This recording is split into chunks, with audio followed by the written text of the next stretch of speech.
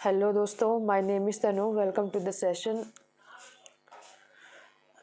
आज के वीडियो में हम ईवीएस पेडागोजी को डिस्कस करने वाले हैं और इसके पहले हमने बहुत सारे वीडियोस में ईवीएस पेडागोजी के क्वेश्चन को डिस्कस किया था और आज के वीडियो में भी हम ईवीएस पेडागोजी के क्वेश्चन को डिस्कस करेंगे। ये जो क्वेश्चन पेपर होगा वो 22 दिसंबर 2021 का क्वेश्चन पेपर आज हम करने वाले हैं। इसके बाद हमारे पास 22 के बाद 21 का बचेगा, उसके बाद 20 का बचेगा, उसके बाद 16 का बचेगा। इसके बाद सिर्फ 3 वीडियोज़ और आएंगी ईवीएस पेडागोजी पे। उसके बाद हमारा ईवीएस पेडागोजी जो कि 2021 और 22 का सेशन है वो पूरी तरीके से ख़त्म हो जाएगा।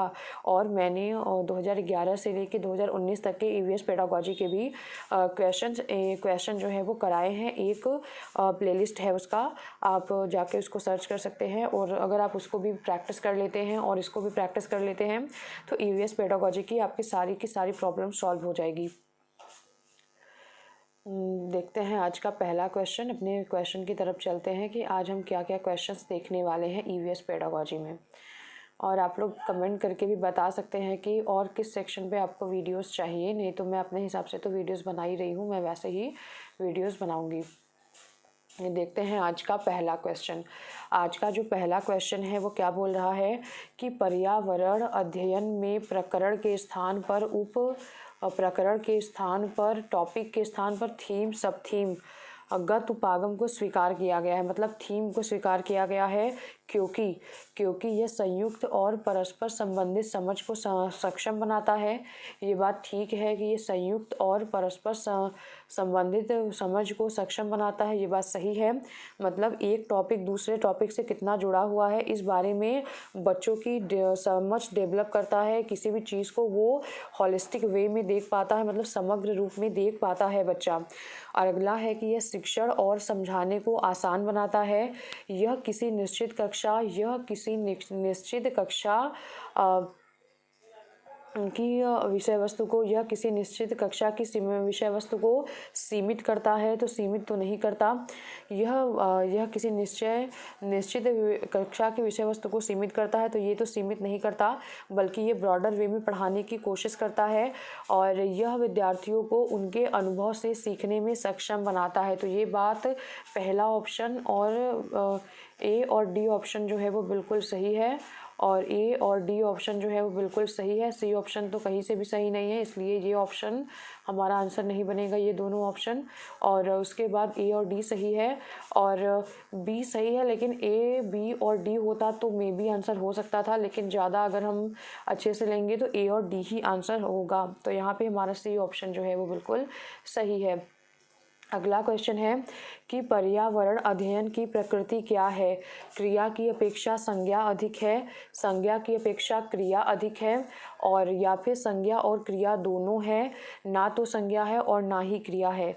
तो आपको इसको क्या करना है, आपको इसको याद करके रखना है। आपको इसको याद करके रखना है कि पर्यावरण अध्ययन की जो प्रकृति है वो एकीकृत है और संज्ञा की अपेक्षा क्रिया अधिक है। इसमें कर के सीखने के पक्ष पर अधिक जोर दिया गया है, इसीलिए पर्यावरण अध्ययन की जो प्रकृति है वो संज्ञा की अपेक्षा क्रिया अधिक है। बी ऑप्शन यहाँ पे बिल्कुल ही सही होगा। अगर आप चाहे तो ये लिख सकते हैं कि पर्यावरण की जो प्रकृति है वो एकीकृत है और संज्ञा की अपेक्षा क्रिया अधिक है। और ये क्योंकि ये नए क्वेश्चन तो नया नहीं है, लेकिन पूछा नए तरीके से गया है, आप इसमें फंस भी सकते हैं। मे बी आप यहाँ पे आके आंसर लगा दें, लेकिन सीटेट की तरफ से संज्ञा की अपेक्षा क्रिया अधिक है, यही ऑप्शन जो है वो आंसर में दिया गया है। अगला क्वेश्चन है कि अगली कक्षा में प्रदूषण पढ़ाने के लिए योजना बनाते समय निवेदिता पाती है कि ग्रामीण पृष्ठभूमि के विद्यार्थियों ने प्रदूषण शब्द नहीं सुना है और इसलिए उन्हें इसे समझने में कठिनाई होगी। निवेदिता को इस संप्रत्यय की शुरुआत करने के लिए कौन सी विधि का उपयोग करना चाहिए। तो एक क्लासरूम है जिसमें टीचर को प्रदूषण पढ़ाने की योजना बनाते समय निवेदिता पाती है, एक मतलब टीचर का नाम निवेदिता है और वो पाती है कि गाँव के पृष्ठभूमि वाले जो भी बच्चे हैं उन्होंने प्रदूषण शब्द को पहले सुना ही नहीं है, इसलिए उन्हें इसे समझने में बहुत ही कठिनाई होगी। निवेदिता को इस संप्रत्यय की शुरुआत करने के लिए कौन सी विधि का उपयोग करना चाहिए। तो व्याख्या का उपयोग करना चाहिए, नहीं, व्याख्या का उपयोग करेंगे तो बच्चे उतने अच्छे से नहीं सीख पाएंगे। हाँ, ब्रेन स्टॉर्मिंग का यूज़ कर सकते हैं, विचार मंथन का यूज़ कर सकते हैं, कठपुतली के द्वारा नाटक तैयार करना, ये भी कर सकते हैं। और क्षेत्र भ्रमण, ये भी हम बच्चों को दिखा सकते हैं।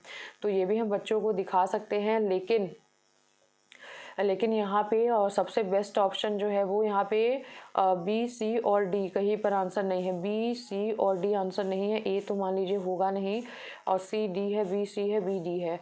तो यहाँ पे कठपुतली के द्वारा नाटक, क्योंकि बच्चे जो है वो प्राइमरी लेवल के हैं तो वो ज़्यादा बेटर तरीके से सीख पाएंगे। और क्षेत्र भ्रमण के द्वारा हम, जो कि मूर्त रूप से पर्यावरण प्रदूषण होते हैं, वो बच्चों को हम दिखा सकते हैं, कचरे के फॉर्म में दिखा सकते हैं, या फिर किसी भी तरीके से हम क्षेत्र भ्रमण के द्वारा बच्चों को पर्यावरण के कॉन्सेप्ट को समझा सकते हैं। तो बच्चे अभी प्राइमरी लेवल के हैं, इसीलिए हमारा ऑप्शन जो है वो सी और डी होगा। अगले क्वेश्चन की तरफ चलते हैं कि परिवार और मित्र पाठ के पूर्ण होने पर चेतन विद्यार्थियों का इकाई परीक्षण लेने का निर्णय लेते हैं। निम्नलिखित में से कौन सा कथन इस परीक्षण का सर्वाधिक उपयुक्त उद्देश्य है? तो विद्यार्थियों की प्रगति का आकलन करना, इकाई परीक्षण लेने का निर्णय लेते हैं। टीचर जो है वो एक पार्ट पूरा करवाते हैं, उसके बाद वो इकाई परीक्षण मतलब यूनिट टेस्ट लेने का निर्णय लेते हैं। तो इसमें से कौन सा कथन इस परीक्षण का सर्वाधिक उपयुक्त उद्देश्य होगा? तो विद्यार्थियों की प्रगति का आकलन करना, विद्यार्थियों की प्रगति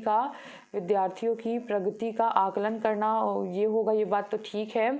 और उसके बाद विद्यार्थियों के अधिगम का आकलन करना, विद्यार्थियों की कठिनाइयों का निदान करने के लिए कि ये जो भी यूनिट मैंने पढ़ाई है उस यूनिट में बच्चे सही से देख कर पा रहे हैं या नहीं कर पा रहे हैं, उसको देखना, जांचना, ये बात सही है। अभिभावकों को विद्यार्थियों की प्रगति के बारे में बताना और विद्यार्थियों को अनुत्तीर्ण या उत्तीर्ण घोषित करना, तो ये बात सही है। लेकिन उत्तीर्ण और अनुत्तीर्ण घोषित करना कभी भी यूनिट टेस्ट का मतलब मोटो नहीं होता है, ये रचनात्मक आकलन के अंतर्गत आएगा। तो जो यूनिट टेस्ट लिया जा रहा है उसका उद्देश्य क्या हो सकता है कि विद्यार्थियों की प्रगति का आकलन करना। यहाँ पे हमारा सी ऑप्शन जो है वो बिल्कुल सही होगा। और विद्यार्थियों के अधिगम का आकलन करना और फिर उसका निदान भी करना, और अभिभावकों को विद्यार्थियों की प्रगति के बारे में बताना, ये सब ऑप्शंस जो हैं वो बिल्कुल ठीक हैं। और विद्यार्थियों को उत्तीर्ण या अनुत्तीर्ण घोषित करना, ये एकदम ही गलत ऑप्शन है। डी ऑप्शन तो एकदम आंसर नहीं हो सकता। तो यहाँ पे ए, बी और सी वाला ऑप्शन जो है वो सही होगा। अगला क्वेश्चन है कि विलियम एक शिक्षक अपनी कक्षा के लिए पक्षी अवलोकन क्लब की स्थापना करना चाहते हैं। इससे उस क्लब का नेता किसे बनाना चाहिए? विलियम एक शिक्षक अपनी कक्षा के लिए पक्षी अवलोकन क्लब की स्थापना करना चाहते हैं, उसे इस क्लब का नेता किसे बनाना चाहिए? कक्षा में सर्वाधिक अंक प्राप्त करने वाले विद्यार्थियों को क्लब का नेता बनाना चाहिए? तो ऐसा बिल्कुल भी नहीं है। कक्षा के सबसे शरारती बच्चे को क्लब का नेता बनाना चाहिए, और या फिर छोटे छोटे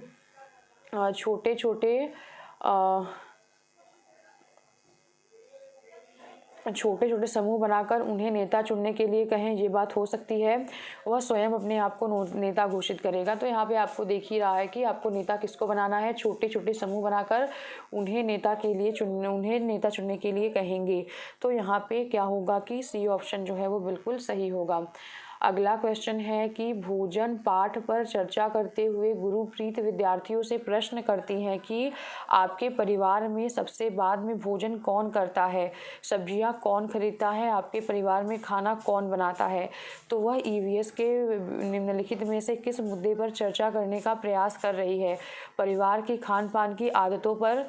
आपके परिवार में सबसे बाद में भोजन कौन करता है, विद्यार्थियों से टीचर प्रश्न कर रही हैं, और सब्जियां कौन खरीदता है। तो ये आपके परिवार में खाना कौन बनाता है। तो वह ईवीएस के निम्नलिखित में से किस मुद्दे पर चर्चा कर रही हैं? परिवार के खान पान की आदतों की कर रही हैं? नहीं। परिवार को एक साथ मिलकर खाना खाना चाहिए, परिवार के सदस्यों को भोजन पकाने की भूमिका, और परिवार में जेंडर भूमिका की चुनौती। तो सबसे बड़ी बात यहाँ पे जेंडर भूमिका की चुनौती की जा रही है। जेंडर भूमिका की चुनौती की जा रही है। और 81 का यहाँ पे आंसर जो है वो डी तो होना ही है।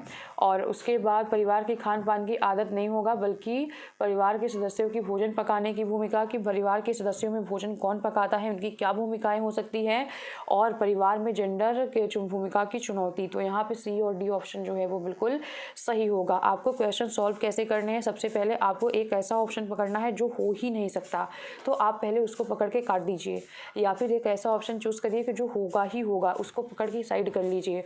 तो अगर नहीं होने वाला मिल गया तो वो अगर सारे ऑप्शन में है तो आप सारे ऑप्शन काटेंगे तो एक ऑप्शन जो है वो आपको आंसर मिल जाएगा। और उसके बाद यहाँ पे जैसे कि आप देख सकते हैं कि डी ऑप्शन तो एकदम मान लीजिए होना ही होना है, तो आपका ये ऑप्शन भी कट गया और ये ऑप्शन भी कट गया। अब आपको दो ऑप्शन में बात करनी है, आपको अब सिर्फ और सिर्फ दो ऑप्शन में बात करनी है। तो दो ऑप्शन में परिवार की खान पान की आदतों के बारे में तो बात हो ही नहीं रही है, सदस्यों की भोजन पकाने की भूमिका तो एक संभावना बनती भी है। तो आपको ऐसे ही एलिमिनेशन मेथड हर एक एग्ज़ाम, चाहे जो एग्ज़ाम दे रहे हो आप, वहाँ पे ये मेथड बहुत ही काम में आता है, क्योंकि आजकल क्वेश्चन का लेवल मल्टीपल ऑब्जेक्टिव टाइप नहीं रह गया, मल्टीपल सेलेक्टिव क्वेश्चन हो गया, जिसमें कि 4-5 ऑप्शन दिए जाएंगे। आपको उन ऑप्शन में से ABCD चुनना होगा, AB चुनना होगा।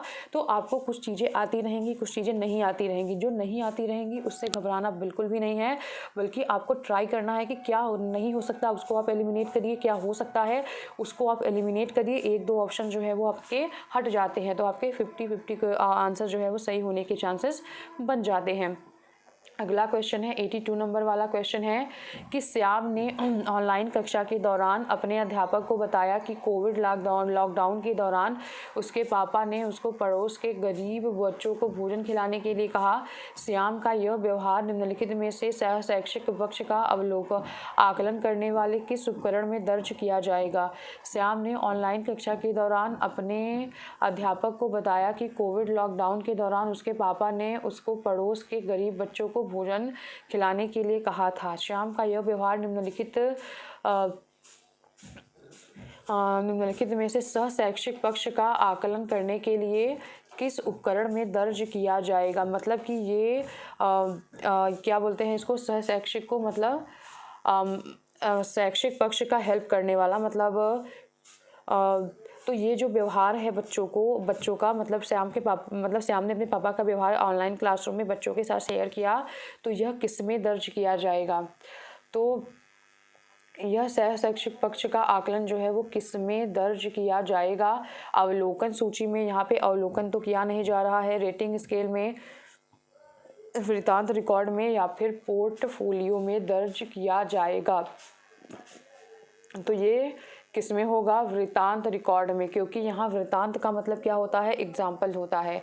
तो यहाँ पे एनेक्डोटल रिकॉर्ड, वही किस्से, छोटे छोटे किस्से कहानियाँ जो है वो किस में रिकॉर्ड की जाती हैं, एनेक्डोटल रिकॉर्ड में मतलब इसमें रिकॉर्ड किया जाता है। तो मैं आपको नोट्स बनाने का एक तरीका और बताती हूँ। जैसे कि आपने ये क्वेश्चन करा कि जैसे कि यहाँ पे है कि श्याम ने ऑनलाइन कक्षा के दौरान अपने अध्यापक को बताया कि कोविड लॉकडाउन के दौरान उसके पापा ने उसके पड़ोस के गरीब बच्चों को भोजन खिलाने के लिए कहा।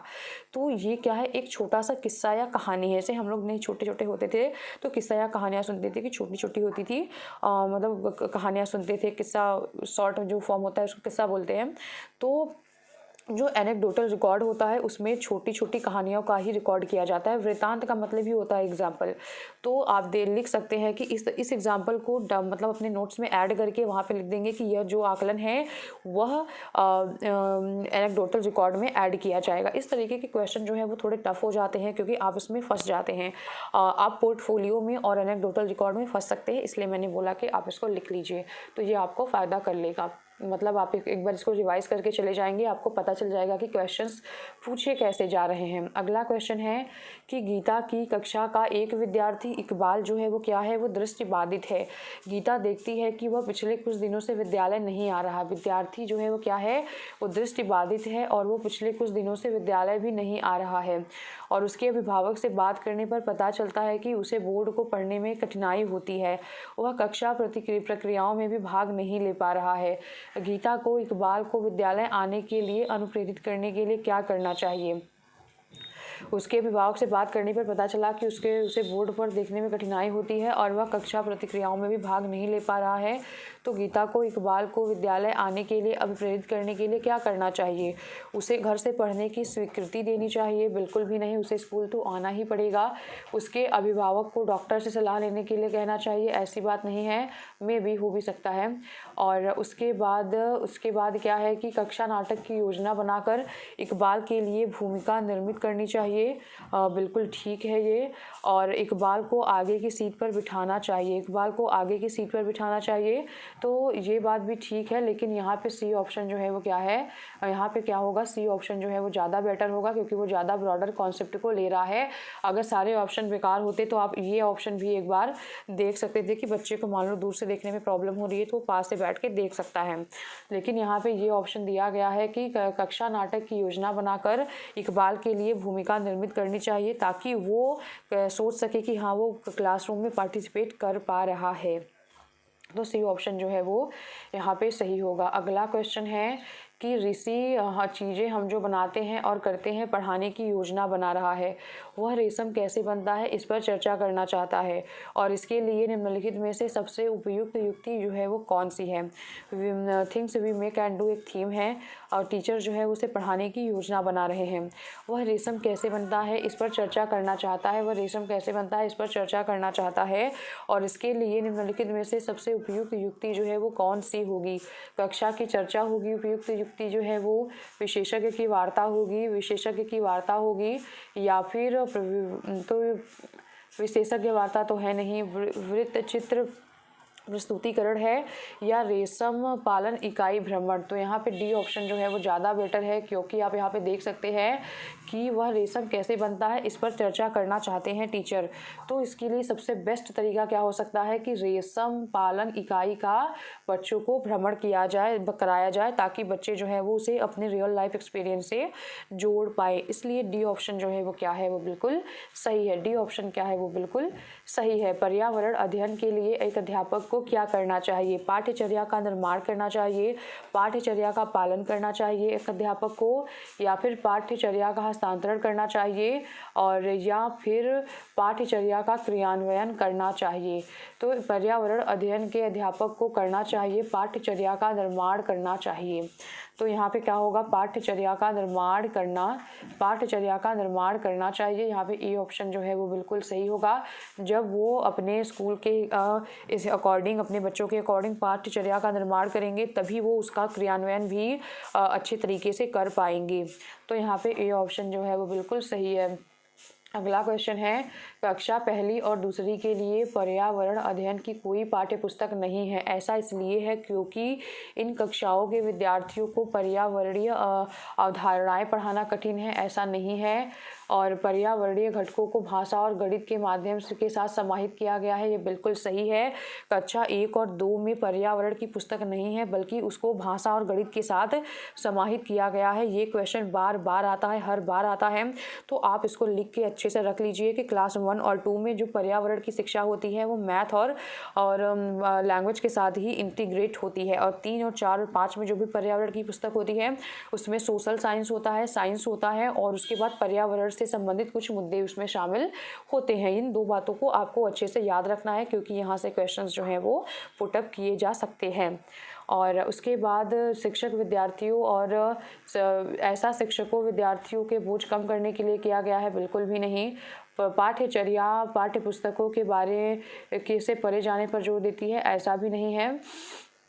अगला क्वेश्चन है कि रमेश कक्षा 5 में जंतुओं को पढ़ाने के लिए नाटक का उपयोग करना चाहता है, उसे क्या करना चाहिए? जंतुओं को पढ़ाने के लिए नाटक का उपयोग करना चाहता है, उसे क्या करना चाहिए? पहले से लिखित नाटक का चयन करके निर्देशित करना चाहिए, स्वयं नाटक लिखकर निर्देशित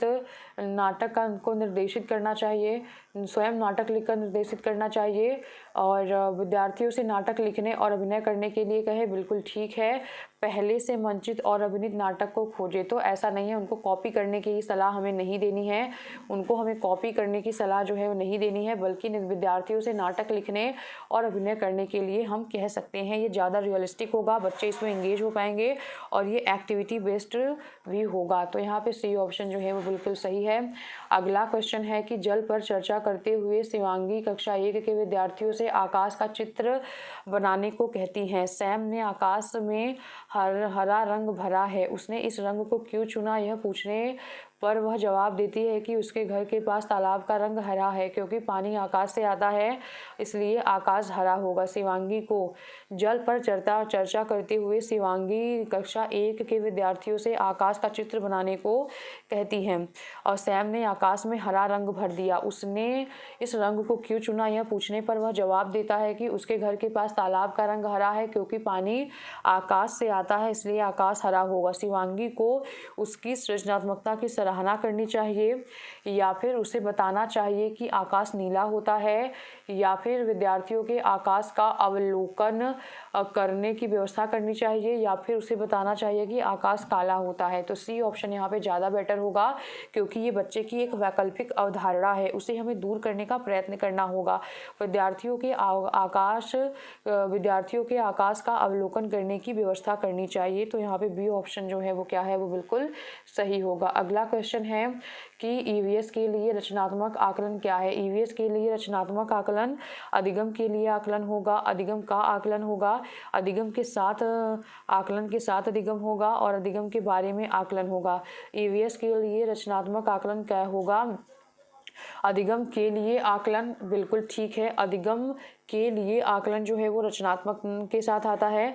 आकलन के अधिगम का आकलन जो है वो समेटिव में आएगा, ये फॉर्मेटिव में नहीं आएगा, इसलिए ये ऑप्शन तो बिल्कुल भी नहीं होगा। अधिगम आकलन के साथ अधिगम, आकलन के साथ अधिगम जो है वो बिल्कुल भी सही है। ये आकलन के साथ अगर अधिगम किया जाए तो ये भी रचनात्मकता का पार्ट होता है। अधिगम के बारे में आकलन करना, ये बात नहीं होगा। यहाँ पे क्या हो जाएगा, 89 नंबर वाले का ऑप्शन जो है वो क्या होगा, ई और सी हो जाएगा। अगर आपको नहीं पता है तो आप इसको लिख के रखिए। फॉर्मेटिव होता है और समेटिव होता है। तो फॉर्मेटिव को हम हिंदी में रचनात्मक कहते हैं और समेटिव को हम योगात्मक कहते हैं। जो फॉर्मेटिव होता है वो हम पढ़ाने के दौरान ही बच्चों का आकलन कर लेते हैं। तो यहाँ पे अधिगम के लिए मतलब सिखाने के लिए हमें आकलन करना है, इसलिए रचनात्मक होगा। और सिखाने के साथ साथ आकलन करना वो भी रचनात्मक होगा। और सिखाने के बाद आकलन करना, अधिगम का आकलन करना, मतलब हमने ये टेस्ट करना है कि बच्चों ने सीख ली, कितना सीखा, तो अधिगम का आकलन जो है वो समेटिव मतलब कि योगात्मक में आएगा। तो इसको आपको अच्छे से याद रखना है, क्योंकि एक क्वेश्चन जो है वो यहाँ से ईवीएस में जरूर से जरूर आ रहे हैं। और अगला क्वेश्चन है, आज का लास्ट क्वेश्चन है कि निम्नलिखित में से कौन सा साधन ईवीएस में रचनात्मक आकलन के लिए उपयोग किया जा रहा है? निम्नलिखित में से कौन सा साधन जो है वो ईवीएस में रचनात्मक आकलन के लिए उपयोग किया जा रहा है? सहपाठी आकलन हो गया, स्वयं का आकलन हो गया और रचनात्मक आकलन के लिए यूज़ किया जा रहा है। मतलब कि यहाँ पे रचनात्मक आकलन से दूसरा क्वेश्चन पूछा गया, अवलोकन करना या फिर दृष्टांत अभिलेख जो है वो आकलन करना, एनेक्डोटल रिकॉर्ड जो है वो। Which of the following tool can be used for formative assessment in EVS? तो कौन सा टूल जो है वो ईवीएस में फॉर्मेटिव असेसमेंट के लिए यूज़ कर सकते हैं? तो यहाँ पे जो है वो स्वयं का आकलन करना, सहपाठी नहीं होगा, दृष्टांत मतलब कि एनेक्डोटल रिकॉर्ड होगा। यहाँ पे डी ऑप्शन जो है वो क्या होगा, वो बिल्कुल ही सही होगा। तो आज के वीडियो में हमने 15 क्वेश्चन को डिस्कस कर लिया है। अब हम 3 वीडियो और आएगा, जिसमें कि आपका ईवीएस पेडागोजी खत्म हो जाएगा। जैसे ही हमारा ईवीएस पेडागोजी खत्म होता है, हम सीडीपी वाले पोर्शन को फिर से स्टार्ट करेंगे और उसकी 10 वीडियो आपको जब मिल जाएंगी, उसके बाद हम मैथ पेडागोजी पे बहुत जल्दी काम करना स्टार्ट करेंगे और ईवीएस के कंटेंट वाले पोर्शन पे भी काम करेंगे और हिंदी पेडागोजी पे। इतना पहले हमारा लक्ष्य है। अगर इतना हो जाता है, उसके बावजूद मेरे पास और भी टाइम बचता है, तो मैं एसएसटी का पूरा मतलब कि कंटेंट वाला पोर्शन भी और मतलब कि क्या बोलते हैं उसको, पेडागोजी और कंटेंट दोनों को ही मतलब मिक्स में लेकर आऊँगी। 23 वीडियोस मैं उस पर लेके आऊँगी, जिसमें कि पूरा क्वेश्चन पेपर जो है वो 2021 और 22 का जितने भी प्रीवियस ईयर मतलब कि एसएसटी के क्वेश्चन पेपर बने हैं वो भी आपका मैं कंप्लीट कराऊंगी। लेकिन टाइम बचने पर, क्योंकि इतना सारा सब कुछ हो गया है कि पहले इसको कंप्लीट करा लिया जाए। अगर